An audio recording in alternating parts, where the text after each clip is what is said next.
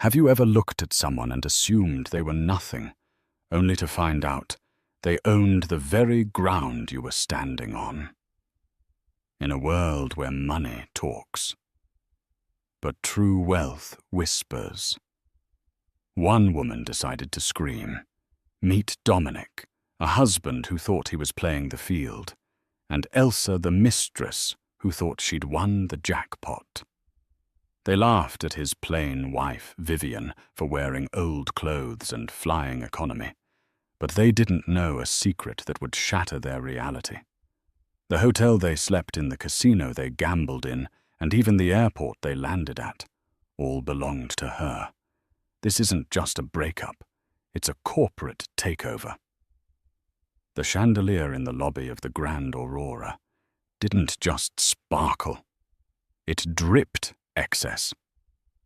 5,000 Swarovski crystals suspended over a floor of Italian marble that cost more per square foot than most people earned in a year. It was the kind of place where the air smelled of white tea and cold hard cash. Vivian Street. Claire sat in a wingback velvet chair near the concierge desk, almost disappearing into the upholstery. To the untrained eye, she was nobody.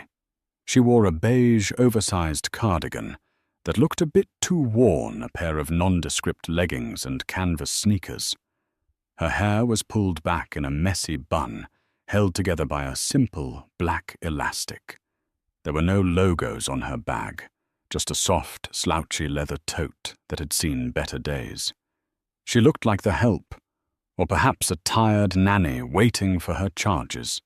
She was actually waiting for her husband, Dominic Reynolds. He had told her he was in London for a crucial merger that would define his career. He had told her to stay home in Connecticut to water the hydrangeas and keep the house tidy. But Vivian wasn't in Connecticut. She was in Las Vegas, sitting in the lobby of the crown jewel of the Ether Hospitality Group. She checked her watch, a small vintage piece with a scratched face. 10:15 p.m. Right on time. The revolving doors spun, and in walked Dominic. He looked the part of the rising corporate star, a bespoke navy suit, a Tag Heuer watch that he'd bought on credit, and a smile that was too bright for the late hour. He wasn't alone. Clinging to his arm was a woman who was everything Vivian was currently pretending not to be. She was tall, blonde, and loud. Her dress was a neon pink bandage number by Hervé Léger that left very little to the imagination, and she was carrying a Louis Vuitton Neverfull bag that looked brand new. This was Elsa Hart, the personal assistant. Vivienne watched over the top of a magazine as they approached the front desk. "Check in for Reynolds," Dominic said, his voice booming with the false confidence of a man spending money he barely had. "Presidential suite," the receptionist, a young man named Carter, typed furiously. "Welcome back, Mr. Reynolds. And Mrs. Reynolds?" Dominic froze. He coughed, glancing nervously at Elsa. No, this is Miss Hart, my associate." Elsa giggled a sharp, grating sound. "The better half for the weekend," she whispered loud enough for the concierge to hear. She leaned against the marble counter, flipping her hair. "Make sure we get the champagne service, sweetie. Dommy promised me the full Aurora experience." Vivian lowered her magazine. She stood up. She didn't rush. She walked with a slow, terrifying calmness toward the desk. "Dommy!" She repeated, her voice soft, but cutting through the lobby noise like a razor blade. Dominic whipped around. The color drained from his face so fast he looked like a corpse. "Vivian, what are you doing here?" Elsa looked Vivian up and down, her lip curling in immediate distaste. She saw the messy bun, the sneakers, the beige cardigan. She saw a woman who looked like she shopped at a discount outlet. "Oh my God," Elsa laughed, a cruel barking sound. Is this her? Is this the little wife you talk about? Dom, you're kidding me, Dominic was stammering. Viv, this is work. This is a business trip. You shouldn't be here. You look at you. You're embarrassing me. I'm embarrassing you, Vivian asked, tilting her head. You told me you were in London. Plans changed, Dominic snapped, trying to regain control by raising his voice. And look at you, you show up at a 5-star resort looking like you're here to clean the toilets. Jesus, Viv. Go home.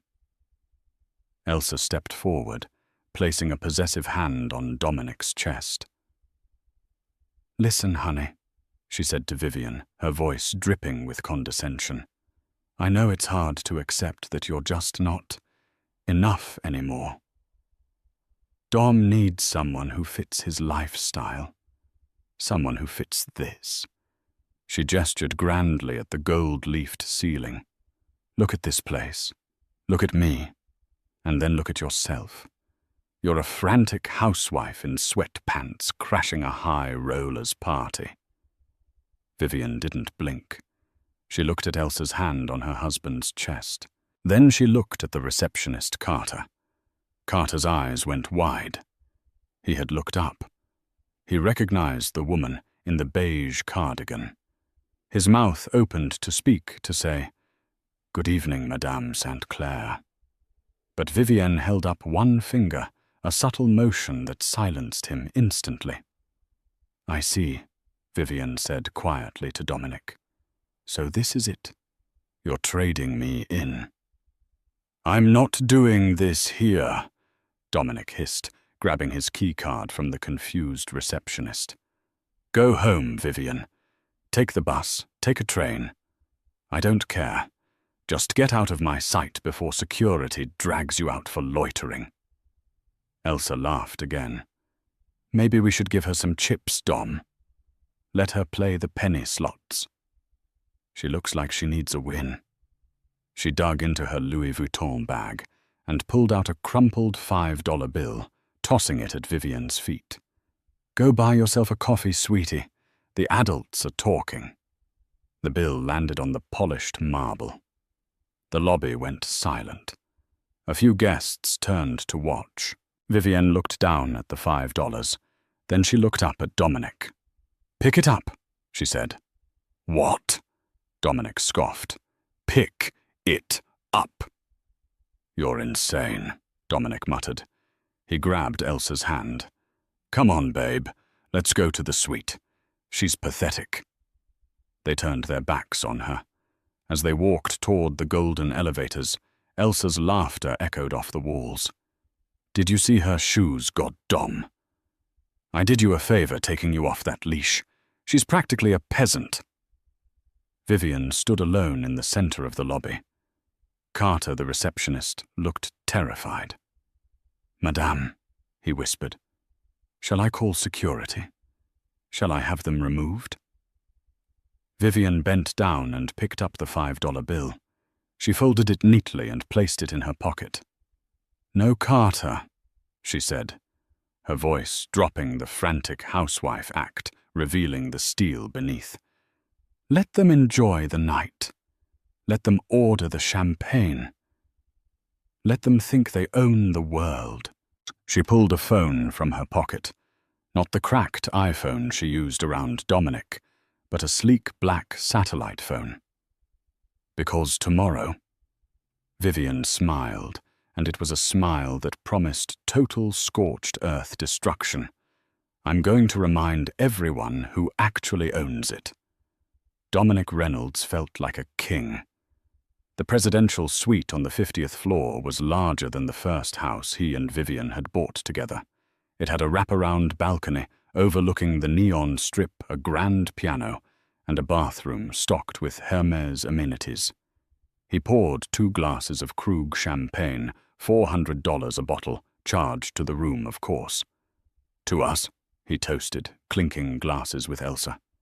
She was lounging on the velvet chaise, scrolling through Instagram. I still can't believe she showed up. Elsa giggled, taking a sip.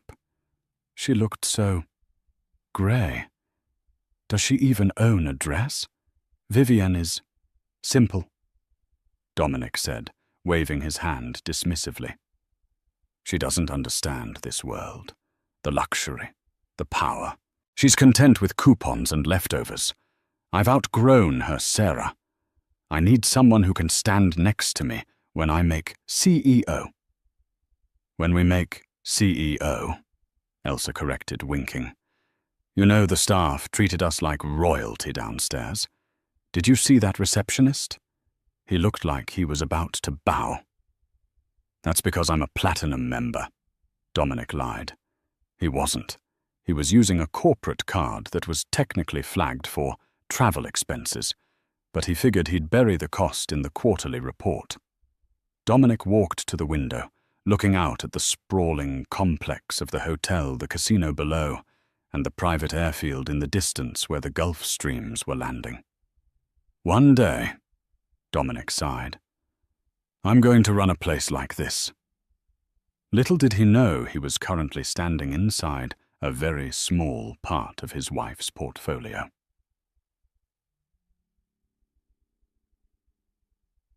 Downstairs, inside the high-limit noir room, a private gambling parlor accessible only by retinal scan, Vivienne St. Clair had changed. Gone were the leggings and the beige cardigan. She was now wearing a midnight blue silk jumpsuit that fit her like a second skin, paired with diamond stud earrings that were small but flawless D-color stones worth more than Dominic's car. Her hair was loose, cascading in waves down her back. She sat at the head of a mahogany conference table in a private office behind the casino floor. Across from her sat the general manager of the hotel, a man named Arthur Sterling, and the head of security, a hulking ex-Mossad agent named Silas. The audit is complete, Madame St. Clair. Arthur said, his hands trembling slightly as he slid a black folder across the table. Vivienne opened it. Her eyes scanned the numbers. Dominic Reynolds, she read aloud. Mid-level Vice President of Sales for Omnitech Solutions. Yes. Arthur nodded. Omnitech is a subsidiary of Ether Group. We acquired them 6 months ago. Vivienne smirked. He doesn't know that, does he? No, madame. The acquisition was kept quiet at the board level. As far as Mr. Reynolds knows, he works for an independent tech firm. He has no idea that his ultimate boss is you. Vivienne closed the folder. And his spending. He has charged $42,000 to the corporate card in the last 3 days. Silas, the security chief, rumbled. The suite, the dinners at Le Cirque, a diamond bracelet from the lobby boutique charged an hour ago. For the mistress, Vivienne noted dryly. Yes, Elsa Hart, former waitress, currently unemployed, though she lists herself as a lifestyle influencer online. Vivienne stood up and walked to the wall of monitors. One screen showed the interior of the presidential suite. She watched Dominic, laughing, pouring more champagne, while Elsa jumped on the bed like a child. He thinks I'm poor, Vivienne murmured. He thinks my family money ran out years ago. He thinks I clip coupons because I have to. She turned back to the men. My grandfather built this empire on one rule: never show your hand until the pot is full. Dominic thinks he's holding a royal flush, but he's playing with monopoly money. What are your orders, madame? Arthur asked. Shall we cut off his credit, lock him out of the room?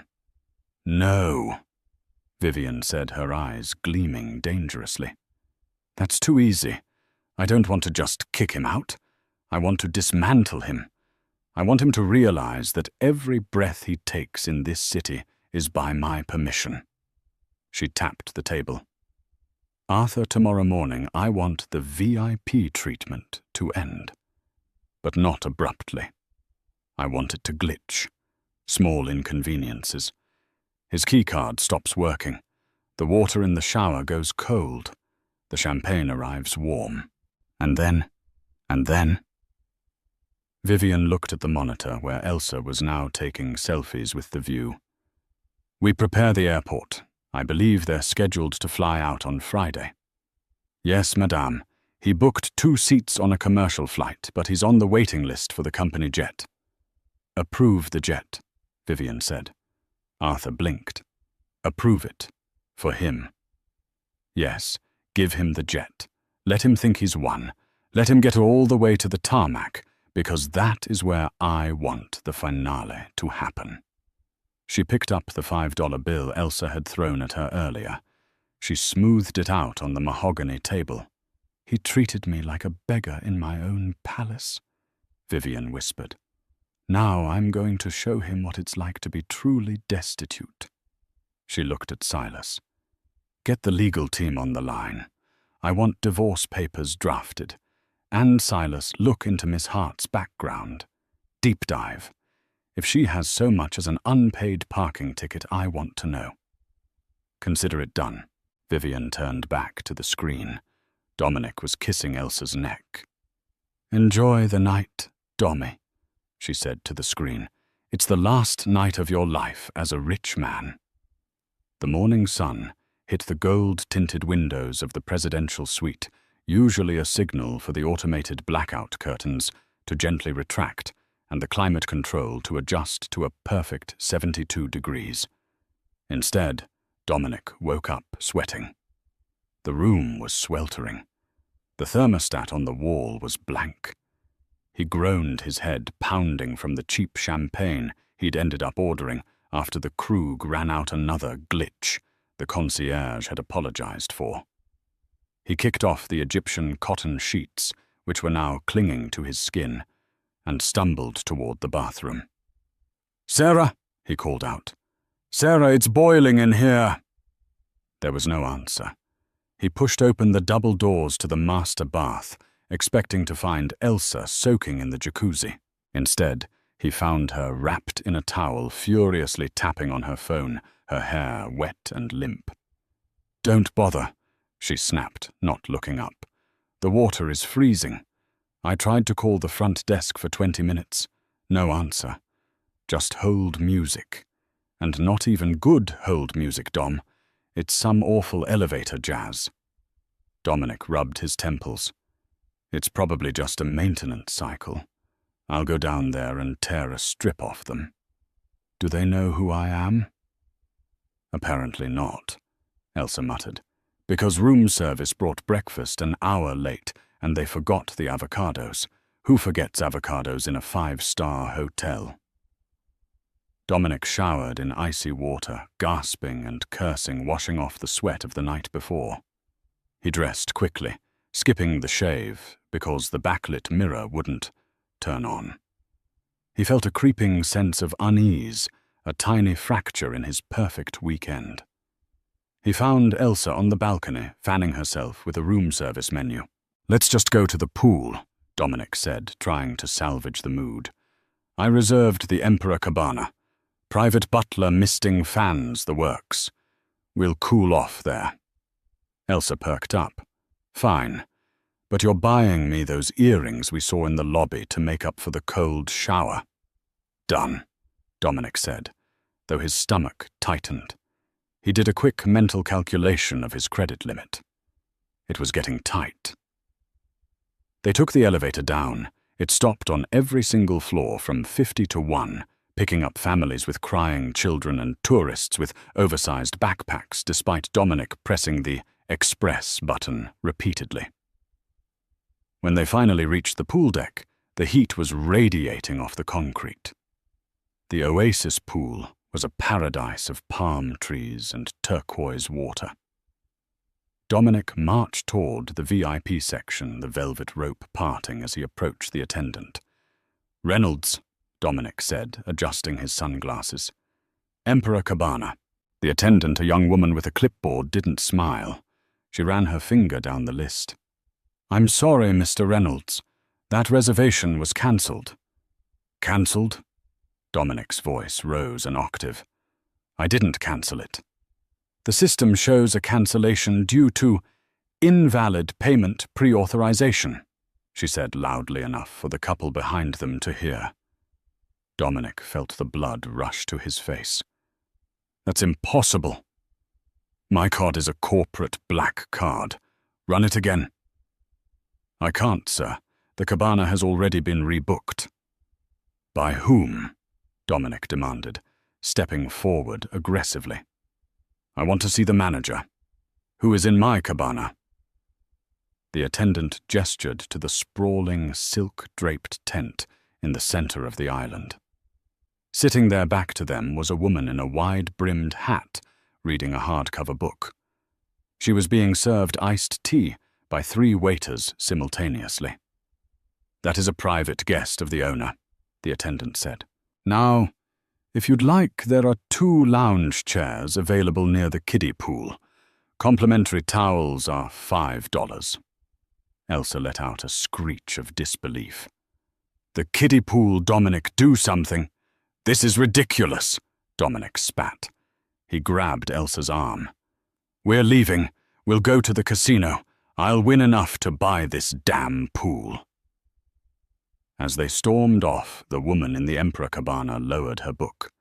It was Vivian.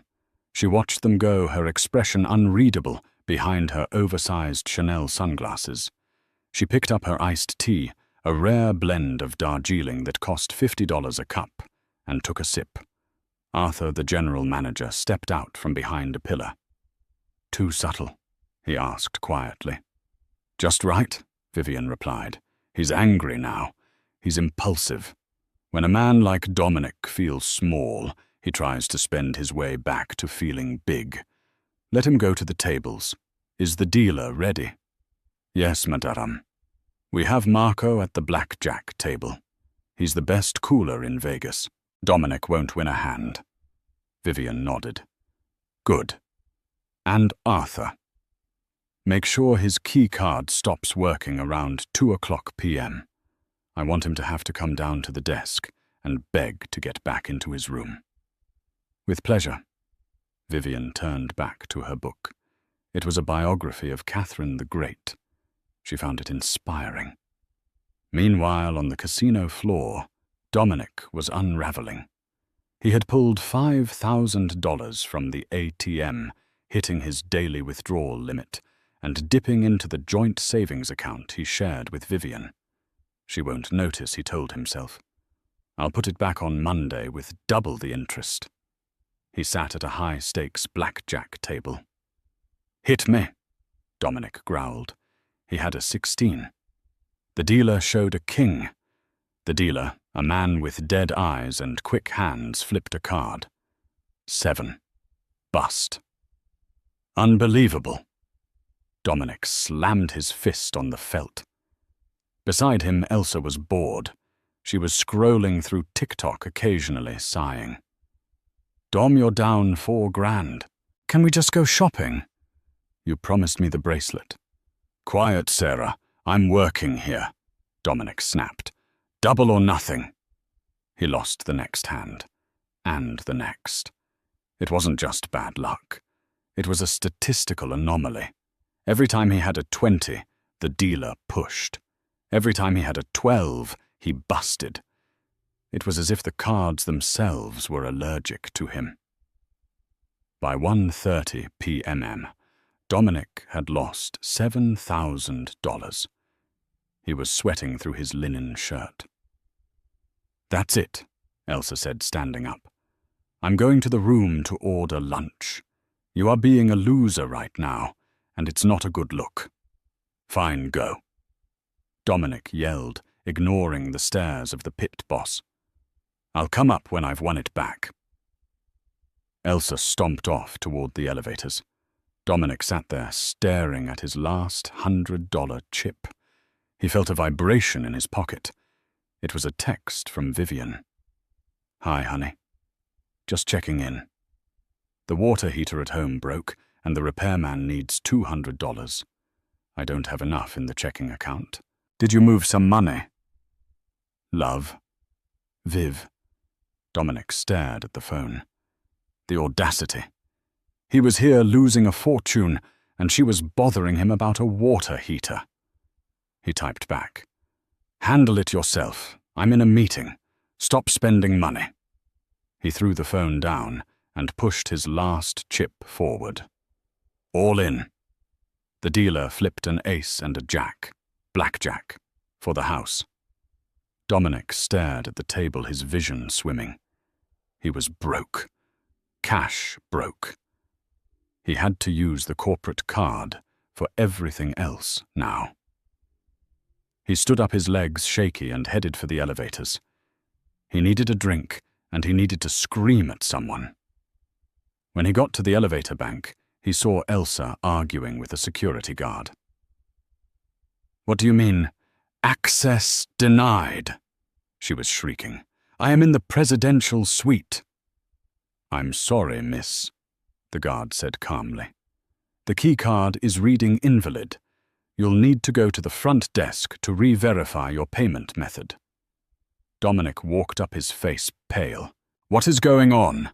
Your card is declined, Dom," Elsa yelled, hitting him on the chest with her clutch. "They locked us out."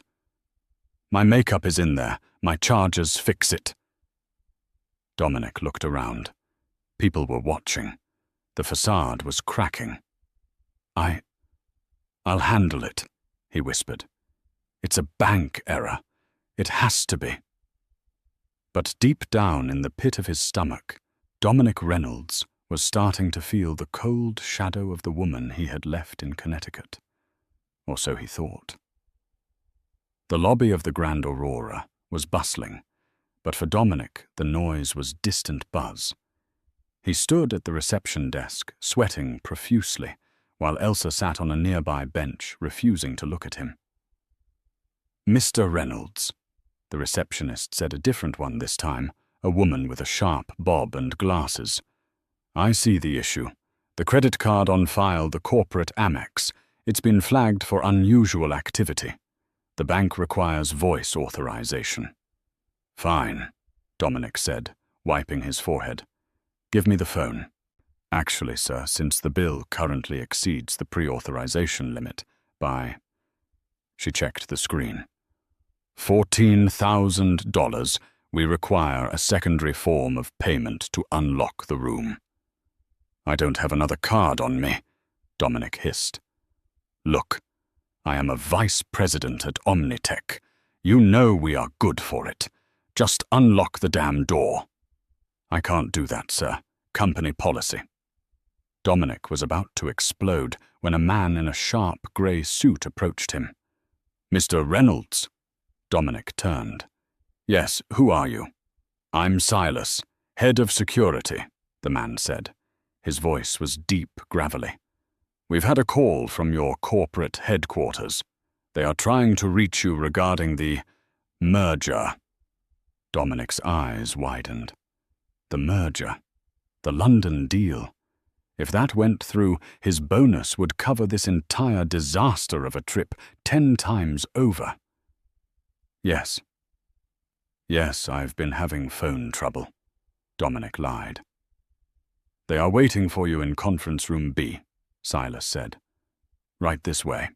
Dominic turned to Elsa. "Babe, wait here. This is it. This is the big win. Once I sign this, I'll buy the hotel." Elsa rolled her eyes, but stayed put. "Just hurry up. I need to change." Dominic followed Silas through the lobby, down a long corridor lined with black and white photos of Vegas history. They entered a boardroom that smelled of leather and mahogany. At the far end of the table sat a woman with her back to him, looking out the window. "Hello," Dominic said, straightening his tie. "I'm Dominic Reynolds from Omnitech." The chair swiveled. It wasn't Vivian. It was a woman Dominic didn't recognize, severe older, with silver hair. This was Eleanor Vance Vivian's personal attorney, though Dominic didn't know that. "Mr. Reynolds," Eleanor said, not standing up. "I represent the acquisition firm. Please sit." Dominic sat.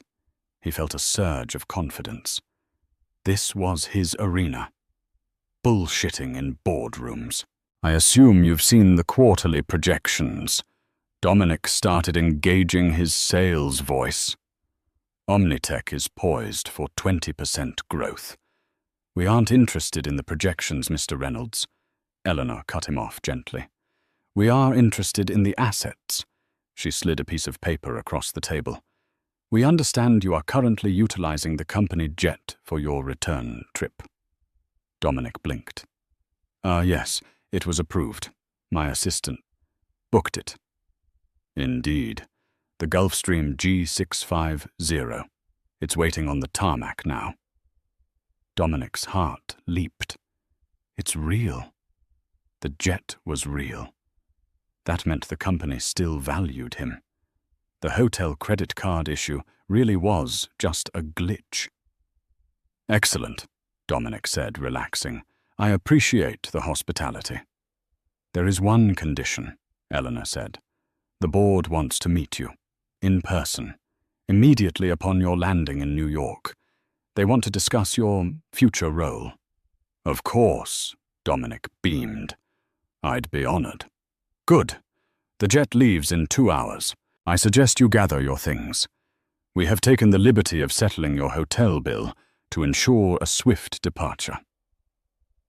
Dominic nearly collapsed with relief. You paid the bill. It has been absorbed into the acquisition costs, Eleanor said with a tight smile. Consider it a signing bonus. Dominic stood up, feeling 10 feet tall. Thank you. You won't regret this. He practically ran out of the room. Back in the lobby, he grabbed Elsa and spun her around. We're back, baby, he shouted. They paid the bill. The merger is happening, and we are taking the private jet home. Elsa's mood flipped instantly. The jet. The private one. Oh my God. Dom, I need to take pictures. Let's go pack. We have a plane to catch. Up in the penthouse, no longer the presidential suite, but the owner's penthouse on the top floor. Vivian watched the feed from the boardroom. Eleanor walked in. He took the bait, Madame St. Clair. He thinks he's being promoted, Vivian said, staring at the screen where Dominic was high-fiving a confused bellboy. He thinks the company paid his bill. He doesn't realize that he is the liability we are acquiring, Eleanor noted. Vivian turned away from the screen. She walked over to a mannequin where a new outfit was waiting. It wasn't the beige cardigan. It wasn't the silk jumpsuit. It was a power suit. White, sharp, the kind of suit a woman wears when she is about to execute a hostile takeover. Is the plane crew ready? Vivian asked. Yes, Silas answered from the doorway. Captain Miller knows the plan. They will board. They will taxi. But they won't take off immediately. Why not? Because, Vivian smiled, the owner needs to board first. You're flying with them? Eleanor asked, surprised. Oh no, Vivian corrected. I'm not flying with them. I'm flying instead of them. But I want to see their faces when they realize the seats they are sitting in. Belong to me. She checked her watch. Let's go to the airport. It's time to end this charade. The private airfield was a shimmering expanse of heat and asphalt. The Gulfstream G650 stood like a silver hawk, its engines humming. A red carpet, an actual red carpet, had been rolled out. Dominic and Elsa stepped out of the hotel's complimentary limousine, a final courtesy Arthur had approved. Now this is how I'm supposed to travel, Elsa cooed, snapping a selfie with the jet in the background. She was wearing a white faux fur stole, despite the 100-degree heat. Dominic adjusted his suit. He felt invincible again. The cold shower, the declined card, all forgotten. He was a corporate god. They walked up the stairs of the jet. The interior was magnificent. Cream leather seats, gold fittings, a bar stocked with vintage scotch. Welcome aboard, Mr. Reynolds, the flight attendant said. She was professional cold. Champagne, Elsa ordered, flopping into a window seat. And make it the good stuff. I'm afraid we can't serve alcohol on the ground. Miss, the attendant said. Whatever. Just get us in the air. Dominic waved his hand. He buckled his seatbelt. New York, here we come. Goodbye, Vegas. Goodbye, poverty. He closed his eyes, visualizing his new office. Suddenly, the pilot's voice crackled over the intercom. Ladies and gentlemen, this is Captain Miller. We have a slight delay. We are waiting for the final passenger manifest to be cleared by the owner. Owner? Dominic opened his eyes. I thought this was a corporate jet. Omnitech owns it. Maybe the CEO is coming, Elsa asked, suddenly nervous. Dom, should I put my shoes back on? Before Dominic could answer, a black SUV rolled onto the tarmac. It didn't stop at the gate. It drove straight up to the plane stairs. Dominic peered out the window. Who is that? The door of the SUV opened. First, a security guard stepped out. Silas. Then a woman. She was wearing a white suit that looked like it cost more than Dominic's life insurance policy. Her hair was blown out in perfect waves. She carried a briefcase that looked like a weapon. Dominic squinted. The woman looked familiar. But the posture, the walk, it was so commanding, so regal. She walked up the stairs of the plane. Dominic unbuckled his seatbelt. I should greet them. It must be the chairman's wife. He stood up and straightened his jacket. The cabin door opened. The woman stepped inside. She took off her sunglasses slowly. Dominic's jaw dropped. His knees actually buckled, and he had to grab the headrest to stay upright. Elsa looked up from her phone, gasped, and dropped it. Vivian, Dominic choked out. The word felt like sand in his throat. Vivian St. Clair didn't look at him. She handed her briefcase to the flight attendant. Thank you, Sarah, Vivian said to the attendant. You can prep the cabin for departure. Yes, Mrs. Reynolds St. Clair, the attendant replied deferentially. Vivian finally turned her gaze to Dominic. It wasn't the gaze of a wife looking at her husband. It was the gaze of a predator looking at wounded prey. You're in my seat, Dominic, she said calmly. Your seat, Dominic stammered. Viv, what are you doing here? How did you get on the tarmac? This is the company jet. Vivian laughed. It was a soft, terrifying sound. Oh, darling, she said, stepping closer, smelling of expensive perfume and victory. You really haven't figured it out yet. Have you? Omnitech didn't pay your hotel bill. I did. Omnitech didn't approve the jet. I did. I don't understand, Dominic whispered. Omnitech, Vivian said, enunciating every syllable, is a subsidiary of Ether Hospitality, which is a holding of the St. Clair Trust. She leaned in close, her eyes locking onto his. I don't just water the hydrangeas, Dominic. I own the water company. I own the hotel. I own this plane. And as of this morning, she pulled a document from her inner pocket and dropped it on his tray table. I own you. The silence inside the cabin of the Gulf Stream was heavier than the humid air outside. Dominic stared at the document on the tray table. It was a deed of trust, notarized and stamped.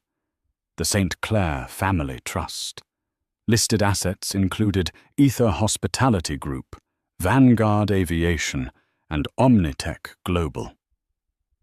This is fake. Dominic stammered, his voice cracking. Your father. He lost everything in 08. You told me. You told me we had to live on my salary, because there was nothing left. Vivian sat in the leather seat opposite him, crossing her legs. She looked like a queen addressing a peasant who had wandered into the throne room. I told you my father lost his liquidity, Vivian corrected coolly. I never said he lost the assets. We moved into the growth phase. We lived quietly to reinvest the dividends. I drove a Honda, so this company could buy your company. I clipped coupons, so we could acquire the airline you're sitting in. She leaned forward, her eyes hard as diamonds. I played the role of the supportive, frugal wife because I thought we were building something together, Dominic. I thought we were a team. I didn't realize I was just the bankroll for your midlife crisis. Elsa, who had been frozen in shock, suddenly found her voice, the survival instinct of a parasite kicking in. "Vivian, Mrs. Reynolds," Elsa said, her voice trembling with a fake sweetness. "You have to understand. I didn't know. Dom told me you were separated. He said you were legally roommates." "Shut up, Elsa," Dominic and Vivian said in unison. Vivian turned her gaze to the mistress. "And you, the lifestyle influencer. I had Silas run your socials. You have 12,000 followers, and 11,000 of them are bots you bought in Pakistan. You're not an influencer. You're a line item on my husband's credit card statement. A very expensive, tacky line item." Elsa's mouth opened and closed like a fish. "Now," Vivian checked her watch, "I have a board meeting in New York at 8 p.m. This plane is scheduled for takeoff in 10 minutes. "Great." Dominic exhaled, wiping sweat from his upper lip. "Look, Viv. Honey. We can talk about this in the air. We can fix this. I've been stressed. The pressure at work. I made a mistake. But we're married. We can work it out." He reached for her hand. Vivian pulled back as if he were radioactive. "You seem to be confused, Dominic," she said softly. "I said this plane is taking off. I didn't say you were on it." Dominic froze. "What? Get out," Vivian said. "You can't leave us here," Elsa shrieked. "We're in the middle of a private airfield. It's 100 degrees outside. How are we supposed to get home? Commercial." Vivian shrugged. "I hear Spirit Airlines has a sale on middle seats, although given that I've frozen all your assets, Dominic, you might want to look into a Greyhound bus." "Frozen my assets." Dominic stood up, hitting his head on the overhead bin. "You can't do that. That's my money." "It's marital money." Vivian smiled a shark's smile. "And since I suspect you're about to be unemployed, I've petitioned the court to freeze the accounts to prevent wasteful dissipation. Buying a diamond bracelet for a mistress counts as wasteful, by the way." She pressed the call button. "Silas." The large security chief appeared in the doorway of the plane. "Mr. Reynolds and Miss Hart are leaving now," Vivian said. "Help them with their luggage, and by help I mean throw it on the tarmac." "No, my Louis Vuitton!" Elsa screamed as Silas grabbed her bag and tossed it out the door. It hit the asphalt with a sickening crunch. "Dominic, move," Silas grunted. "Vivian, please," Dominic begged, backing away. "Don't do this. I'm a vice president. I have dignity." "You left your dignity in the casino when you tried to gamble with my money," Vivian said, picking up a magazine. "Goodbye, Dominic. See you in court." Silas grabbed Dominic by the back of his expensive suit jacket and physically marched him to the door. Dominic stumbled down the stairs, nearly tripping over Elsa, who was on her knees checking her bag for scratches. The stairs retracted. The door sealed shut with a heavy thud. Dominic and Elsa stood on the burning, hot asphalt. The heat waves shimmered off the ground. Inside the cool, pressurized cabin, Vivian signaled the pilot. The engines roared to life. A blast of hot jet wash hit Dominic and Elsa, blowing Elsa's hat across the runway and covering Dominic's face in dust. They watched the G650 taxi away, a silver bullet shooting towards the sky. "My phone is dead," Elsa cried, holding up her device. "And I don't have any cash." "You have cash, right, Dom?" Dominic checked his pockets. He had the $5 bill Vivian had forced him to pick up in the lobby yesterday. That was it. He looked at the $5. Then he looked at the distant terminal building, a mile-long walk across the sun-scorched restricted zone. "Start walking," Dominic muttered. "I hate you," Elsa screamed, throwing her heels at him. "This is all your fault." "Shut up," Dominic roared back, the reality of his situation finally crashing down on him. "Just shut up and walk." Monday morning in Connecticut usually brought Dominic a sense of superiority. He would drive his leased BMW into the Omnitech parking lot park in his reserved spot and walk in like he owned the place. This Monday was different. He had arrived back in Connecticut at 3 a.m. after a 13-hour nightmare involving a delayed budget flight, a middle seat next to a man eating tuna salad, and a $200 Uber ride he had to beg the driver to charge to his already over-limit credit card, promising a cash tip he didn't have. He hadn't gone home. He was terrified to face Vivian. He had slept in his car in the office parking lot. He woke up at 7:30 a.m. with a stiff neck and a suit that looked like he'd slept in it, because he had. He tried to splash water on his face in the lobby bathroom, but the dark circles under his eyes were permanent. "I just need to get to my office," he told himself. "If I can get to my desk, I can access the company accounts. I can move some numbers around. I can fix this." He took the elevator to the 12th floor. The office was buzzing. Phones were ringing. People were typing. But as Dominic walked down the central aisle, the noise died down. Heads turned. Whispers started. "Is that him? Look at his suit. I heard she owns the whole building." Dominic kept his head down, marching toward his corner office. He reached the glass door with his nameplate, Dominic Reynolds, VP of Sales. He reached for the handle. It was locked. He tapped his keycard against the reader. Beep, beep. Access denied. "Stupid thing," Dominic muttered, tapping it harder. Beep, beep. "Mr. Reynolds." Dominic turned. Standing behind him wasn't his assistant, Sarah. It was the director of human resources, a woman named Karen, who usually smiled at his jokes. She wasn't smiling today. Beside her stood two large men in security uniforms. "Karen." Dominic forced a laugh. "My keycard is acting up. Must be the magnetic strip." "Your access has been revoked, Dominic," Karen said loudly. The entire office floor was now silent.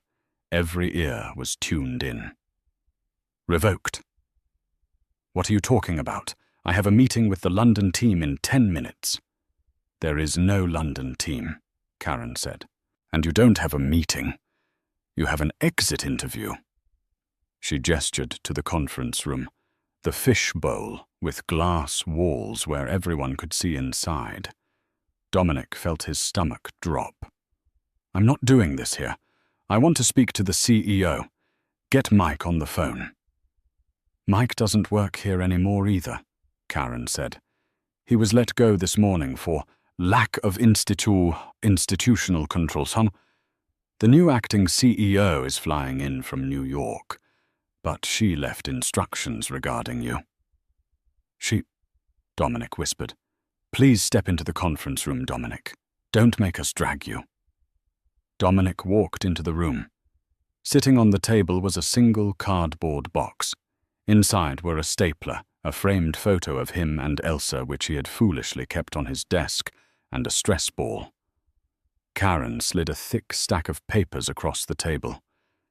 "This is your notice of termination," she said. "On what grounds?" Dominic demanded, trying to find his old bluster. "I am the top salesman in this division. I brought in the Parker account. Grounds." Karen opened a folder. Let's start with embezzlement. I never stole a dime. You utilized the corporate American Express for personal travel to Las Vegas, Karen read. Charges include a presidential suite at the Aurora Gambling Chips jewelry purchases and dining.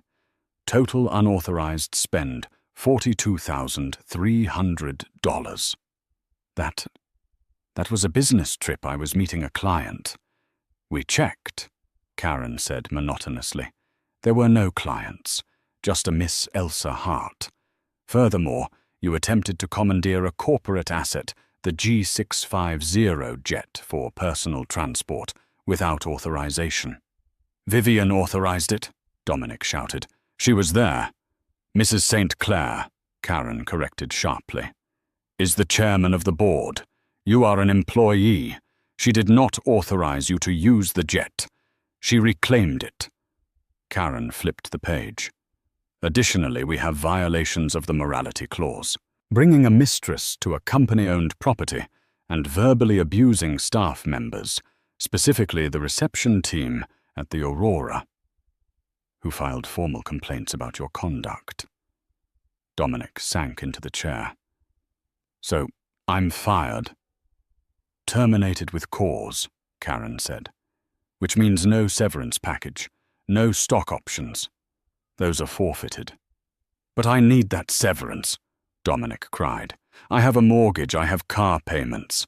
Actually, Karen pulled out another document regarding the $42,300 you stole.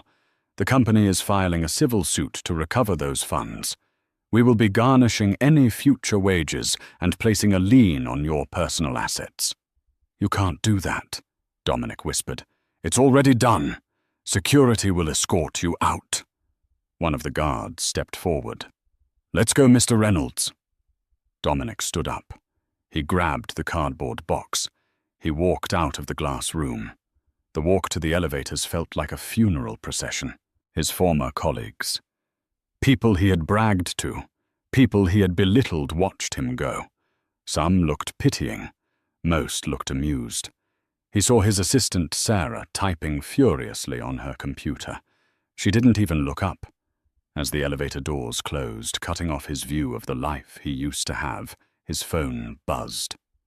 He looked at the screen. It was a text from Elsa. Hey Dom, I saw the news online. TMZ picked it up. Husband of hotel heiress fired for embezzlement. Dominic typed back, Sarah. I can explain. It's a misunderstanding. I'll fix it. 3 dots appeared. Then the message came through. Don't bother. I'm blocking you. Also, the diamond bracelet is fake. The pawn shop laughed at me. You're a loser, Dominic. Goodbye. Dominic stared at the phone. The blocked symbol appeared next to her name. He walked out of the building into the harsh sunlight of the parking lot. He walked to his BMW. A tow truck was backing up to it. Hey. Dominic ran forward, dropping his box. The stapler clattered across the pavement. What are you doing? That's my car. The tow truck driver, a burly man with a cigar, looked at a clipboard. Lease is under Omnitech Corporate Fleet, the driver said. Order came in 10 minutes ago. Repossess immediately. But how am I supposed to get home? Dominic pleaded. The driver shrugged. Not my problem, buddy. He hooked up the car and lifted it. Dominic watched as his last symbol of status was dragged away. He stood alone in the empty parking spot. He checked his pockets. $5. He had $5. And he realized with a sinking horror that the only person who might possibly help him was the woman he had spent the last year betraying. He had to go home. He had to face Vivian. It took Dominic 4 hours to get home. He took a bus that smelled of diesel and wet dog, which dropped him 3 miles from his neighborhood. He walked the rest of the way in his Italian leather loafers, which were now scuffed and blistering his heels. By the time he reached the driveway of the colonial house in Greenwich, It was late afternoon. The hydrangeas were in full bloom, blue and vibrant, mocking him. This was the house he had often complained about. "It's too small, Viv," he used to say. "The kitchen is outdated. We need something modern." Now, looking at it, he realized he didn't even own a brick of it. He walked up the porch steps exhausted. He reached for his house key. It slid into the lock, but it wouldn't turn. Changed. He rang the doorbell. Once. Twice he pounded on the wood. "Vivian." "Open the door. I live here." The door opened. It wasn't Vivian. It was Silas, the security chief from the hotel. He was wearing a black polo shirt that strained against his biceps. "Mr. Reynolds," Silas nodded, blocking the doorway. "We've been expecting you." "Get out of my house," Dominic spat, though his voice lacked any real threat. "Not your house," Silas corrected calmly. "Step inside. Madame St. Clair is in the study." Dominic pushed past him. The hallway was filled with boxes, his golf clubs, his winter coats, his collection of vintage vinyl records, all packed and stacked near the door. He stormed into the study. Vivian was sitting at the oak desk. She was still wearing the white power suit from the plane. She was writing on a notepad with a fountain pen. She didn't look up when he entered. "You changed the locks," Dominic accused, breathless. "Security protocol," Vivian said, her voice cool and detached. "When an unauthorized individual has keys to a secure facility, you change the cylinders." "I am your husband." Security threat. Vivian finally looked up. Her eyes were devoid of the warmth he used to see. There was no anger, which was worse. There was only indifference. "You are a liability, Dominic, and my family didn't stay wealthy for 4 generations by keeping liabilities on the payroll." Dominic slumped into a chair, one of the leather wingbacks he loved. "Viv, please," he said, his voice breaking. "Can we stop the act? I know you're angry. I know I screwed up. But you deceived me too. You lied to me for 5 years. You pretended to be poor." Vivian stood up slowly. She walked around the desk and leaned against the edge, crossing her arms. "I didn't lie, Dominic. I omitted. And do you know why? Because you didn't trust me," Dominic said bitterly. "Because I wanted to be loved," she replied softly. "My whole life, men have looked at me and seen a bank account. They saw the St. Clair, name the hotels, the influence. They didn't see me. When I met you, you were different. You were ambitious, yes, but you seemed genuine. You didn't know who I was. I wanted to see if you could love Vivian, the woman, not Vivian, the heiress." She walked over to the window, looking out at the garden she had tended with her own hands. "I gave you a life, Dominic. A good life. I supported your career. I comforted you when you lost accounts. I made this house a home. But it wasn't enough, was it? You needed the flash. You needed the status. And the moment you thought you had outgrown me, the moment you thought you were a big shot, you discarded me like yesterday's trash." "I didn't discard you," Dominic protested. "It was just a fling. You took her to my hotel." Vivian snapped, her voice rising for the first time. "You slept in my suite. You laughed at me in my lobby. You threw $5 at me on my floor." She reached into her pocket and pulled out the crumpled $5 bill. She flicked it at him. It hit his chest and fluttered to the floor. "Here, you might need this." Dominic stared at the bill. "So what now?" he whispered. "You divorce me. You take half my stuff." Vivian laughed dryly. Half. Oh, Dominic, you really didn't read the papers we signed before the wedding, did you? Dominic frowned. The prenup I insisted on, that I wanted to protect my 401k. Yes. Vivian smiled. You were so worried about your $50,000 in savings that you demanded a strict separation of assets. You insisted that what is mine, and what is yours is yours. She picked up a blue folder from the desk. My lawyers were thrilled. You signed away any claim to the St. Clair estate. You signed away alimony. You signed away the house which is held by the trust. You walked into a fortress and locked yourself out. She tossed the folder onto his lap. This is the divorce decree. It's already filed. You leave with exactly what you brought into this marriage, which after the lawsuit for the money you stole from the company is effectively zero. Dominic felt the room spinning. It was a total checkmate. He had built his own prison brick by arrogant brick. Where am I supposed to go? He asked, his voice trembling. Vivian, I have nowhere. I heard Elsa is looking for a roommate, Vivian said icily, though I doubt she'll take you without a credit card. She pressed a button on her desk phone. Silas. He's ready. Silas appeared in the doorway. Time to go, Mr. Reynolds. Dominic stood up. He looked at Vivian one last time.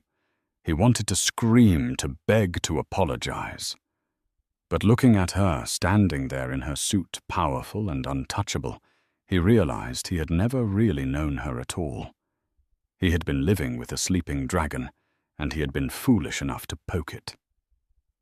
Goodbye, Dominic, she said, turning her back to him to rearrange a vase of flowers. Silas grabbed Dominic's arm, not gently. He escorted him out of the study down the hallway, past the photos of their wedding that were already being taken down by a maid. They reached the front door. Silas shoved a dolly loaded with boxes onto the porch. The Uber is waiting at the curb, Silas said. Madame paid for it. It's a pool ride. You're sharing with 2 others. The heavy oak door slammed shut. The deadbolt clicked. Dominic stood on the porch, surrounded by his cardboard boxes. The sun was setting, casting long shadows across the lawn he used to think was his. He dragged his boxes down the driveway to the waiting Toyota Camry. The driver popped the trunk. It was already half full. Dominic squeezed his life into the remaining space. He climbed into the back seat, squeezing next to a teenager listening to loud music. As the car pulled away, Dominic looked back at the house. The lights in the study turned off. The lights in the master bedroom turned on. Vivienne was moving on. The mistress was gone. The job was gone. The money was gone. He reached into his pocket, and his fingers brushed the crumpled paper. He pulled it out. $5. He started to laugh, a low, hysterical laugh that made the teenager next to him inch away. He laughed until tears ran down his face, realizing that the joke in the end was entirely on him. And that is the tragic yet satisfying downfall of Dominic Reynolds. He chased the glitter and lost the gold. He thought power came from a credit card limit and a loud mistress, never realizing that true power, the kind Vivian held, doesn't need to shout to be heard. It's a brutal lesson. Be careful who you step on while climbing the ladder, because they might just own the building. Dominic learned the hard way that when you laugh at your partner, you better make sure you aren't standing on a trap door they control. What would you have done if you were Vivian? Would you have forgiven him, or was the airport takedown exactly what he deserved? Let me know in the comments below. I read every single one. If you enjoyed this story of karma and justice, please smash that like button. It really helps the channel grow. And don't forget to subscribe and hit the bell icon so you never miss the next dramatic real-life story. Thanks for watching and see you in the next video.